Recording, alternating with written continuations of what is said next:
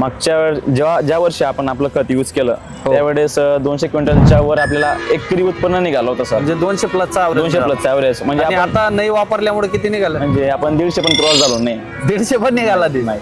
आणि क्वालिटी ती नाहीये. जो आपला माल मोठा झाला होता, मालचं पोषण झालं होतं त्याप्रमाणे यावर्षी. म्हणजे त्याचा अर्थ आपलं खत वापरल्यानंतर मालाची क्वालिटी चांगली निघाली होती, साईज चांगली झाली होती, म्हणून तो ॲव्हरेज चांगला मिळाला. त्याचा फरक मला ज्या वेळेस मार्केटला कांदा विकायला जायचो ना, तर तेव्हा मी पहिल्या दरावर माझा कांदा विकायचो, सगळ्यात टॉपला विकायचो. म्हणजे मार्केटला हायेस्टच जायचा कांदा धुळे मार्केटला. तर बघू शकताय धुळे मार्केट कमिटीमध्ये कांदा जेव्हा जायचा नगावरनं, तर आजही त्यांना आपलं नाव विचारलं तरी सांगेल. तर मार्केटला हायेस्टच कांदा जात होता. आणि आता परिस्थिती असं झालेली आहे की त्यांनी कंपनीची ट्रीटमेंट नाही घेतली तर त्यांचे कांदे खूप प्रमाणात चढले आणि 150 क्विंटल सुद्धा प्लस झालेले नाही. त्यांनी अगोदर आपलं खत वापरल्यानंतर 200 प्लस ॲव्हरेज काढलेला आहे.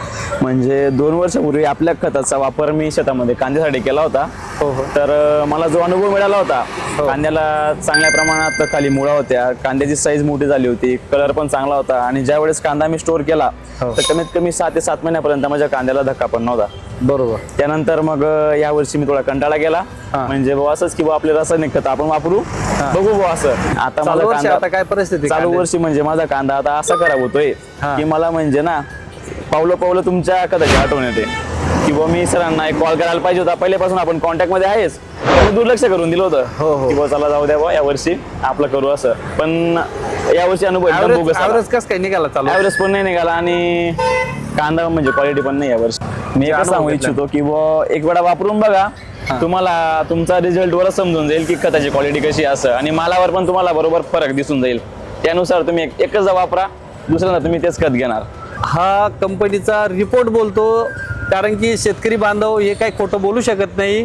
रिपोर्ट असल्या कारणानेच ते बोलताय आणि रिपोर्ट हा त्यांना समजून आलेला आहे. पहिल्या वर्षी वापरल्यानंतर क्वालिटी चांगली निघाली आणि त्यांनी नाही वापरल्यानंतर कांदे किती प्रमाणात चढ झाली हे त्यांचं निदर्शनात आलेलं आहे. तर इतर शेतकरी बांधवांनी पण जय किसान ग्रीन इंडिया कंपनीचे खत एकदा अवश्य वापरून बघा, कारण की उन्हाळी कांदा हा टिकला तर आपल्याला मार्केट चांगलं मिळू शकतं. आणि कांदा हा टिकलाच जायला पाहिजे आणि ॲव्हरेज हा मिळालाच पाहिजे, कारण की कांद्याला भरपूर प्रमाणात खर्च होऊन जातो. त्याच्यासाठी जय किसान ग्रीन इंडिया कंपनीचे बायोलॉजिकल फर्टिलायझर वापरा, जेणेकरून उत्पादनात भर पडेल आणि कांद्याची टिकवून क्षमता वाढेल. धन्यवाद शेतकरी.